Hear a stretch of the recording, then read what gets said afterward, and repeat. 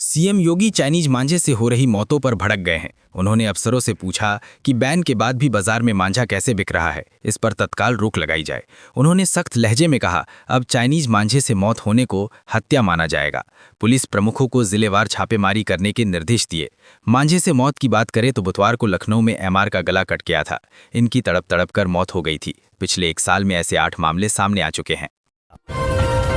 प्रधानमंत्री नरेंद्र मोदी राज्यसभा में राष्ट्रपति के अभिभाषण पर धन्यवाद प्रस्ताव का जवाब दिया। स्पीच के दौरान विपक्ष ने नारेबाजी शुरू कर दी। विपक्षी नेताओं ने कहा कि राहुल गांधी को बोलने दिया जाए, तानाशाही नहीं चलेगी।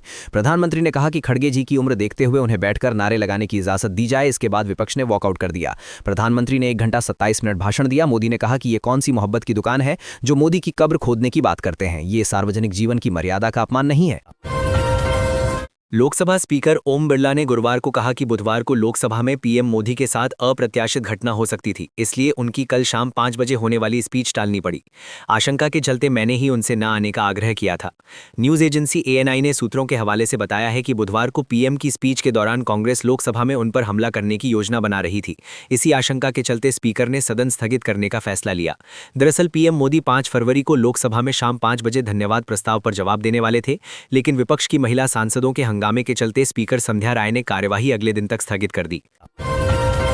मेघालय के ईस्ट जयंतिया हिल्स जिले में गुरुवार को अवैध कोयला खदान में धमाका हो गया। हादसे में कम से कम 16 मजदूरों की मौत हो गई। कई मजदूरों के अब भी खदान में फंसे होने की आशंका है। ये जानकारी राज्य की पुलिस महानिदेशक आई नोंगरांग ने दी। बचाव दल राहत और खोज अभियान में लगे हुए हैं। यह हादसा सुबह थांग्सको इलाके में हुआ। पुलिस महानिदेशक ने कहा, अब तक 16 शव बरामद किए जा चुके हैं। धमाके के समय खदान के अंदर कितने मजदूर थे ये अभी साफ नहीं है और लोगों के फंसे होने की आशंका है। आसाराम का अहमदाबाद स्थित आश्रम टूटेगा। गुजरात हाईकोर्ट ने गुरुवार को मुटेरा आश्रम ट्रस्ट की तरफ से दायर याचिका खारिज कर दी। इस याचिका में शहर के मुटेरा इलाके में स्थित भूखंड को खाली कराने की सरकारी कार्रवाई को चुनौती दी गई थी। कोर्ट के फैसले से राज्य सरकार के लिए आश्रम की जमीन अपने कब्जे में लेने का रास्ता साफ हो गया है। आश्रम की 45,000 वर्ग मीटर से ज्यादा की जमीन पर 2030 कॉमनवेल्थ गेम्स के लिए स्पोर्ट्स कॉम्प्लेक्स बनाया जाना है। वर्तमान में जमीन की मार्केट वैल्यू 500 करोड़ रुपए से ज्यादा की है। गुजरात हाईकोर्ट की जस्टिस वैभवी नानावटी ने इस मामले में सुनवाई की। कोर्ट ने गुरुवार को अपने आदेश में कहा कि आश्रम में नियमों का उल्लंघन हुआ। उस जगह अब विकास परियोजना की जरूरत भी है, इसलिए सरकार की मांग सही है।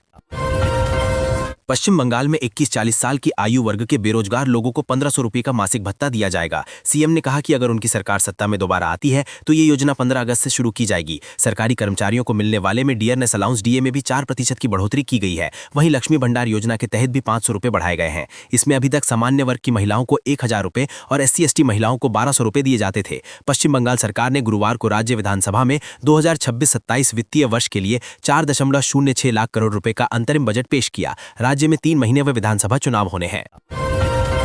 देश के उत्तरी राज्य अगले 5 दिन में एक बार फिर 2 वेस्टर्न डिस्टर्बेंस से प्रभावित होंगे। पहला डिस्टर्बेंस 5-6 फरवरी को एक्टिव रहेगा। इसके चलते मध्य प्रदेश का आधा हिस्सा, यूपी के 15 जिले, पंजाब, हरियाणा और चंडीगढ़, उत्तराखंड में सुबह कोहरा छाया रहा। कई जगहों पर विजिबिलिटी 50 मीटर से भी कम है। जम्मू कश्मीर, हिमाचल और उत्तराखंड में बर्फबारी रुक गई है, लेकिन तापमान लगातार माइनस में दर्ज किया जा रहा है। उत्तराखंड में पाला पड़ा है। पाला ऐसी कंडीशन है जब रात में तापमान बहुत गिर जाता है और हवा की नमी जमकर पौधों, घास या ज़मीन पर बर्फ जैसी सफ़ेद परत बन जाती है। वहीं राज्य में बद्रीनाथ में -20 तापमान रिकॉर्ड हुआ है। हिमाचल प्रदेश का कुकुमसेरी में -12.2 डिग्री के साथ सबसे सर्द इलाका बना हुआ है। देश की पहली सहकारी cab taxi service Bharat taxi आज से दिल्ली और गुजरात के कुछ शहरों में शुरू हो गई है। केंद्रीय गृह मंत्री अमित शाह ने दिल्ली में इस ऐप को लॉन्च किया। इस मौके पर गृह मंत्री ने कहा कि सर्विस की सबसे बड़ी खासियत ये है कि इसमें ड्राइवरों से कोई कमीशन नहीं लिया जाएगा और वे खुद इस प्लेटफॉर्म के हिस्सेदार या मालिक होंगे। इसके अलावा पीक आवर्स में यूजर्स को सर्च प्राइस या ज़्यादा किराया भी नहीं देना होगा। भारत टैक्सी का उद्देश्य ड्राइवरों को निजी एग्रीगेटर कंपनियों के मॉडल से आज़ादी दिलाना है। चंडीगढ़ की सरकारी स्कूल की 9वीं की छात्रा अनन्या शर्मा पीएम नरेंद्र मोदी के साथ परीक्षा पे चर्चा कार्यक्रम में शामिल हुई। कड़ी चयन प्रक्रिया से गुजरकर चुनी गई अनन्या ने न सिर्फ कार्यक्रम में भाग लिया, बल्कि पीएम को अपने हाथ से बनाया हुआ हैंडबैग और बुके भी भेंट किया। पीएम ने अनन्या के गिफ्ट की तारीफ करते हुए वेरी गुड कहा। इस उपलब्धि से स्कूल और परिवार में खुशी का माहौल है। अनन्या ने कहा कि उन्हें एक पल के लिए भी ये एहसास नहीं हुआ कि वो किसी अनजान जगह या अनजान व्यक्ति के बीच हैं। संसदीय समिति ने मंगलवार को कहा, आरएसी कैटेगरी के तहत बुक किए गए टिकटों के लिए यात्री से पूरा किराया लेना सही नहीं है। समिति ने रेल मंत्रालय को सुझाव दिया कि रेल मंत्रालय को ऐसे यात्री को आंशिक किराया वापस करने के लिए नियम बनाना चाहिए। मौजूदा नियम के तहत रेलवे आरएसी कैटेगरी के तहत ट्रेनों में बर्थ बुक करने के लिए यात्री से पूरा किराया लेता है। हालांकि यात्री आरएसी कैटेगरी में रह सकता है और बर्थ दूसरे आरएसी यात्री के साथ साझा कर सकता है। दोनों यात्री रेलवे को पूरा किराया देते हैं। वहीं सुपरफास्ट ट्रेनों को कैटेगराइज करने के लिए समिति ने कहा कि इसके लिए 55 किलोमीटर प्रति घंटे की रफ्तार का बेंचमार्क बेहद कम है। समिति ने कहा कि 2007 से सुपरफास्ट ट्रेनों के कैटेगराइजेशन के नियमों में कोई बदलाव नहीं हुआ है। अभी 55 किलोमीटर प्रति घंटे की रफ्तार वाली ट्रेनें सुपरफास्ट मानी जाती हैं। चुनाव आयोग ने यूपी में एसआईआर प्रक्रिया की समय सीमा बढ़ा दी है। अब जिन लोगों को नाम जुड़वाना या हटवाना है, दावा या आपत्ति दर्ज करानी है, उन्हें 1 महीने का समय और मिलेगा। नई तारीख के मुताबिक अब लोग 6 मार्च तक अपने दावे और आपत्तियां दर्ज करा सकेंगे। फाइनल लिस्ट 10 अप्रैल को जारी होगी। इसकी जानकारी यूपी मुख्य निर्वाचन अधिकारी नवदीप रिनवा ने लखनऊ लोक भवन में प्रेस कॉन्फ्रेंस कर दी। पाकिस्तान की राजधानी इस्लामाबाद में जुमे की नमाज के दौरान शिया मस्जिद इमामबाड़ा में आत्मघाती हमला हुआ। पाकिस्तानी अखबार द डॉन के मुताबिक हमले में 31 लोगों की मौत हो गई है और 169 घायल हुए हैं। इससे पहले पाकिस्तानी मीडिया रिपोर्ट्स में 69 मौतों की जानकारी आई थी। पुलिस और रेस्क्यू टीम घटनास्थल पर पहुंच चुकी है और राहत का काम शुरू कर दिया है। अस्पतालों को अलर्ट पर रखा गया और घायलों को वहां पहुंचाया जा रहा है। इस्लामाबाद के पुलिस चीफ ने पूरे शहर में इमरजेंसी घोषित कर दी है।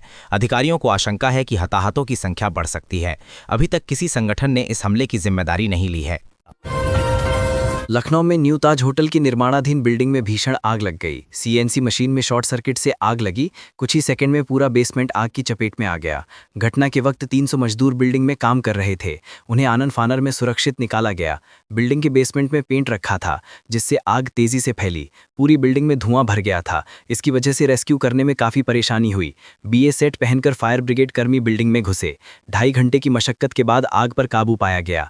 घटना गोमती नगर के विभूतिखंड इलाके की है। होटल के मालिक अनिल सिंह यूपी के 5वें सबसे अमीर आदमी हैं।